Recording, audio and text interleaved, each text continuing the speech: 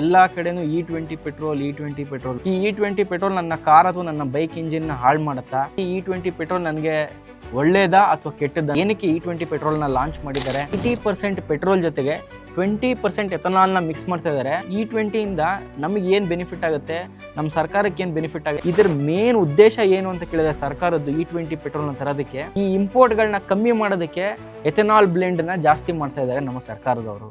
ನಮಸ್ಕಾರ ಟ್ರೇಡರ್ಸ್, ನಾನು ನಿಮ್ಮ Suraj Mahesh, co-founder of traders Gurukul centre ಹಾಗೂ ಒಬ್ಬ NISM certified research analyst and equity and derivative analyst. ನನ್ನ 5 ರಿಂದ 6 ವರ್ಷದ ಸ್ಟಾಕ್ ಮಾರ್ಕೆಟಿನ ಜರ್ನಿಯನ್ನು ನಿಮ್ಮೆಲ್ಲರೊಂದಿಗೆ ಹಂಚ್ಕೊಳ್ಳೋದಕ್ಕೆ ಟ್ರೇಡರ್ಸ್ ಗುರುಕುಲ್ ಸೆಂಟರ್ ಅನ್ನೋ ಸಂಸ್ಥೆಯನ್ನು ಓಪನ್ ಮಾಡಿ 3 ವರ್ಷಗಳಾಗಿದೆ.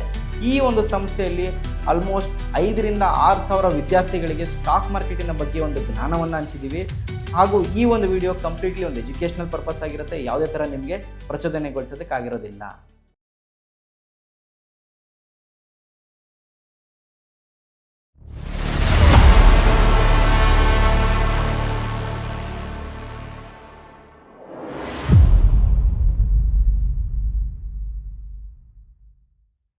ನಮಸ್ಕಾರ ಟ್ರೇಡರ್ಸ್, ಮತ್ತೊಂದು ಹೊಸ ವಿಡಿಯೋಗೆ ಪ್ರತಿಯೊಬ್ಬರಿಗೂ ಸ್ವಾಗತ. ನಾನು Suraj Mahesh, co-founder of traders Gurukul centre.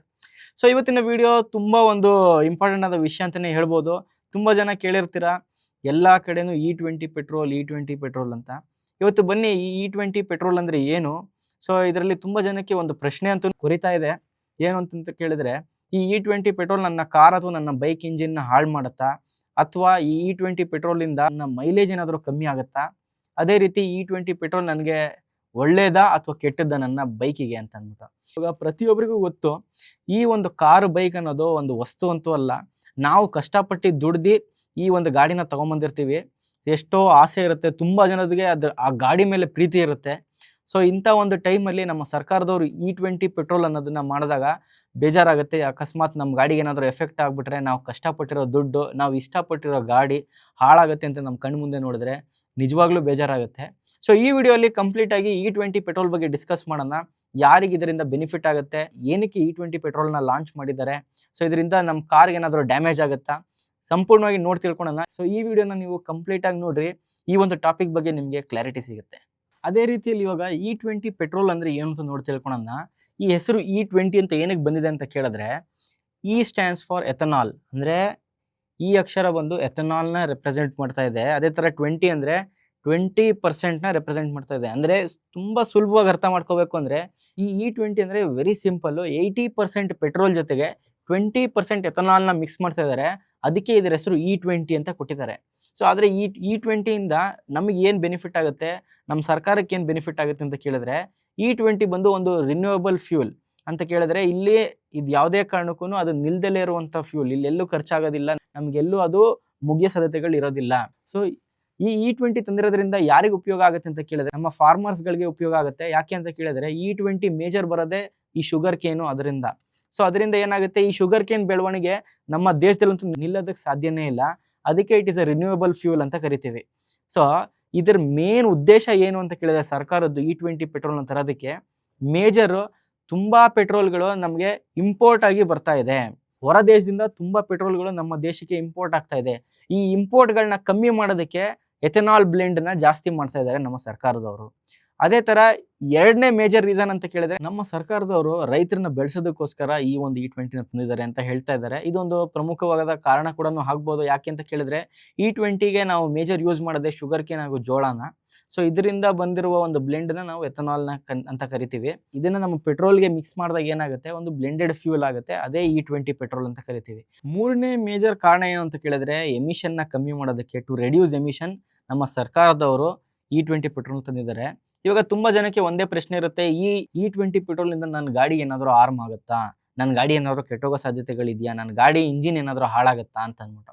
ಇದಕ್ಕೆ ಒಂದು ಸಿಂಪಲ್ ಆದ ಒಂದು ಉತ್ತರ ಏನು ಅಂತ ಕೇಳಿದ್ರೆ, ನಿಮ್ಮ ಗಾಡಿ ಏನಾದರೂ ಹೊಸ ಗಾಡಿ ಅಂದರೆ ರೀಸೆಂಟ್ ಆಗಿರೋ ಮಾಡೆಲ್ ಆಗಿದ್ರೆ ಯಾವುದೇ ಕಾರಣಕ್ಕೂ ನಿಮಗೆ ಸಮಸ್ಯೆ ತೊಗೊಳ್ಳೋ ಅವಶ್ಯಕತೆ ಇಲ್ಲ. ಯಾಕೆ ಅಂತ ಕೇಳಿದ್ರೆ, ನಿಮ್ಮ ಇಂಜಿನ್ನು ಅಷ್ಟು ಒಂದು ಕೆಪಬಿಲಿಟಿ ಇರುತ್ತೆ E20 ಪೆಟ್ರೋಲ್ನ ತಡ್ಕೊಳೋದಕ್ಕೆ.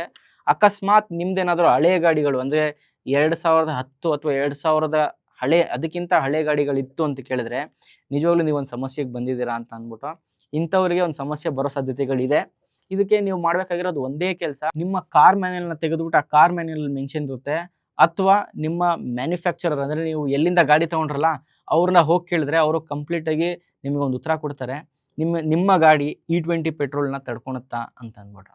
ಸೊ ಇದರಿಂದ ಏನಾಗುತ್ತೆ, ನಿಮ್ಗೊಂದು ಕ್ಲಾರಿಫಿಕೇಶನ್ ಸಿಗುತ್ತೆ. ಯಾವುದೇ ಥರ ಒಂದು ಭಯ ಪಡೋ ಅವಶ್ಯಕತೆ ಇಲ್ಲ. ಯಾಕಂದರೆ ನಮ್ಮ ಸರ್ಕಾರದವ್ರು ಏನೇ ಮಾಡಿದ್ರು ಅಷ್ಟೇ ಅವರು ಪ್ರತಿಯೊಬ್ಬರ ಒಂದು ಬೆನಿಫಿಟ್ನೇ ನೋಡ್ಬಿಟ್ಟು ಮಾಡ್ತಾರೆ ಅಂತಲೇ ಹೇಳೋದಕ್ಕೆ ಇಷ್ಟಪಡ್ತೀನಿ. ಇದ್ರ ಜೊತೆಗೆ ನೆಕ್ಸ್ಟ್ ಮೇಜರ್ ಪ್ರಶ್ನೆ ಏನು ಬರುತ್ತೆ ಅಂತ ಕೇಳಿದ್ರೆ ಮೈಲೇಜ್. ನಿಮ್ಮೆಲ್ಲರಿಗೂ ಒಂದು ಪ್ರಶ್ನೆ ಕಾಡ್ತಾನೆ ಇರುತ್ತೆ, ನನಗೆ ಗೊತ್ತು. ಸೊ ನನ್ನ ಗಾಡಿಗೆ ಮೈಲೇಜ್ ಏನಾದರೂ ಸಮಸ್ಯೆ ಆಗುತ್ತೆ E20 ಪೆಟ್ರೋಲಿಂದ ಅಂತಂದ್ಬಿಟ್ಟು. ನಿಜವಾಗ್ಲೂ ಹೇಳಬೇಕು ಅಂತ ಕೇಳಿದ್ರೆ, ನೀವು ಎಥನಾಲ್ನ ಒಂದು ಕಡೆ ಪೆಟ್ರೋಲ್ನ ಒಂದು ಕಡೆ ಹಾಕಿದ್ರೆ ಎಥನಾಲ್ ಕಮ್ಮಿ ಎನರ್ಜಿ ಪ್ರೊಡ್ಯೂಸ್ ಮಾಡುತ್ತೆ. ಸೊ ಇವಾಗ ಏನಾಗುತ್ತೆ ಅಂದರೆ ಇದರಿಂದ ನಮ್ಮ ಮೈಲೇಜಿಗೆ ಒಂದು ಸ್ವಲ್ಪ ಎಫೆಕ್ಟ್ ಆಗೋ ಸಾಧ್ಯತೆಗಳಿದೆ. ಆದರೆ ಪೆಟ್ರೋಲ್ ಬಂದಾಗ ನಮಗೆಲ್ಲರಿಗೂ ಗೊತ್ತು ಮೈಲೇಜ್ ಹೆಂಗೆ ಬರುತ್ತೆ ಏನು ಅಂತ ಅಂದ್ಬಿಟ್ಟು.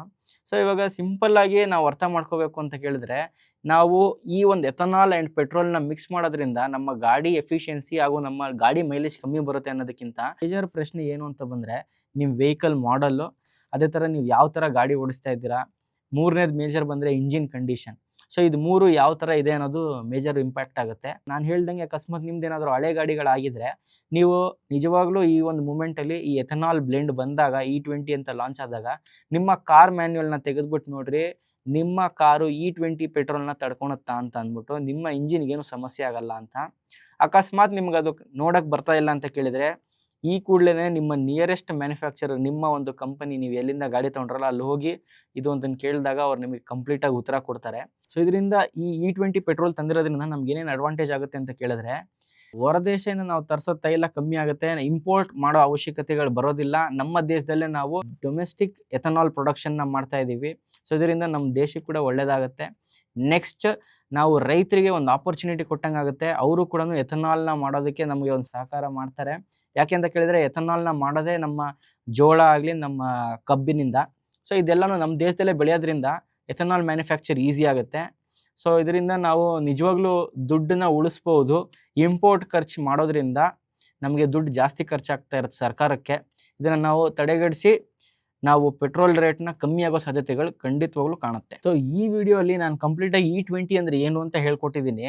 ಆದರೆ ಇದ್ರ ಮುಂದಿನ ವಿಡಿಯೋಲಿ ನಾನು ನಿಮಗೆ ಯಾವ ಥರ ಈ E20 ಪೆಟ್ರೋಲಿಂದ ನಮ್ಮ ಸ್ಟಾಕ್ ಮಾರ್ಕೆಟಿಗೆ ಎಫೆಕ್ಟ್ ಆಗುತ್ತೆ, ಸ್ಟಾಕ್ ಮಾರ್ಕೆಟ್ ಇನ್ವೆಸ್ಟರ್ಸು ಯಾವ ಒಂದು ಸ್ಟಾಕಲ್ಲಿ ಇನ್ವೆಸ್ಟ್ ಮಾಡೋದ್ರಿಂದ ಈ ಎಥನಾಲ್ ಸಪ್ಲೈ ಎಲ್ಲಿಂದ ಆಗ್ತಾ ಇದೆ, ಯಾವ ಕಂಪನಿಯಲ್ಲಿ ಅವರು ದುಡ್ಡು ಹೂಡಿಕೆ ಮಾಡೋದ್ರಿಂದ ಅವರ ಶೇರ್ ಬೆಲೆ ಜಾಸ್ತಿ ಆಗೋ ಸಾಧ್ಯತೆಗಳಿದೆ ಅಂತ ಮುಂದಿನ ವಿಡಿಯೋಲಿ ನಿಮಗೆ ಕಂಪ್ಲೀಟಾಗಿ ಹೇಳ್ಕೊಡ್ತೀನಿ. ಸೊ ಈ ವಿಡಿಯೋ ಇಷ್ಟ ಆಗಿದ್ರೆ ನೀವು ಮಾಡಬೇಕಾಗಿರೋದು ಒಂದೇ ಕೆಲಸ, ನಿಮ್ಮ ಗಾಡಿ ಕೂಡ ಎಥನಾಲ್ ಕಂಪ್ಯಾಕ್ಟಬಲ್ ಇದೆಯಾ ಅಂತ ಅಂದ್ಬಿಟ್ಟು ನನಗೆ ಕಮೆಂಟ್ ಸೆಕ್ಷನಲ್ಲಿ ತಿಳಿಸಿ. ಈ ವಿಡಿಯೋ ನಿಮಗೆ ಇಷ್ಟ ಆದರೆ ಸ್ನೇಹಿತರೆ ನೀವು ಮಾಡಬೇಕಾಗಿರೋದು ಒಂದೇ ಕೆಲಸ, ನಮ್ಮ ಟ್ರೇಡರ್ಸ್ ಗುರುಕುಲ್ ಸೆಂಟರ್ ಪೇಜ್ನ ಸಬ್ಸ್ಕ್ರೈಬ್ ಮಾಡಿರಿ, ಹಾಗೂ ಈ ವಿಡಿಯೋ ಇಷ್ಟ ಆಗಿದ್ರೆ ಲೈಕ್ ಮಾಡಿ ಹಾಗೂ ನಿಮ್ಮ ಸ್ನೇಹಿತರಿಗೆ ಶೇರ್ ಮಾಡಿ. ನಮಸ್ಕಾರ ಟ್ರೇಡರ್ಸ್, ನೀವು ಕೂಡ ನಿಮ್ಮ ಯಶಸ್ಸಿನ ಜರ್ನಿ ಶುರು ಮಾಡಬೇಕು ಅಂದರೆ ಇಂದೇ ಟ್ರೇಡರ್ಸ್ ಗುರುಕುಲ್ ಸೆಂಟರ್ನ ವಿಸಿಟ್ ಮಾಡಿ. ನಮ್ಮ ಟ್ರೇಡರ್ಸ್ ಗುರುಕುಲ್ ಸೆಂಟರಿನ 3 ಬ್ರಾಂಚ್ ಇದೆ, ಬೆಂಗಳೂರು, ದಾವಣಗೆರೆ ಹಾಗೂ ಹುಬ್ಬಳ್ಳಿ. ನಮ್ಮ ಕೋರ್ಸ್ ಜಾಯ್ನ್ ಆಗೋದು ಬಹಳ ಸಿಂಪಲ್. ಕೆಳಗಡೆ ಮೆನ್ಷನ್ ಮಾಡಿರೋ ನಂಬರಿಗೆ ಕಾಂಟ್ಯಾಕ್ಟ್ ಮಾಡಿ ಅಥವಾ ನಮ್ಮ ಬ್ರಾಂಚ್ನ ವಿಸಿಟ್ ಮಾಡಿ. ನಮ್ಮ ಕೋರ್ಸ್ ಬಂದು 3 ದಿನ ಇದೆ, ಫ್ರೈಡೇ, ಸ್ಯಾಟರ್ಡೇ ಹಾಗೂ ಸಂಡೇ.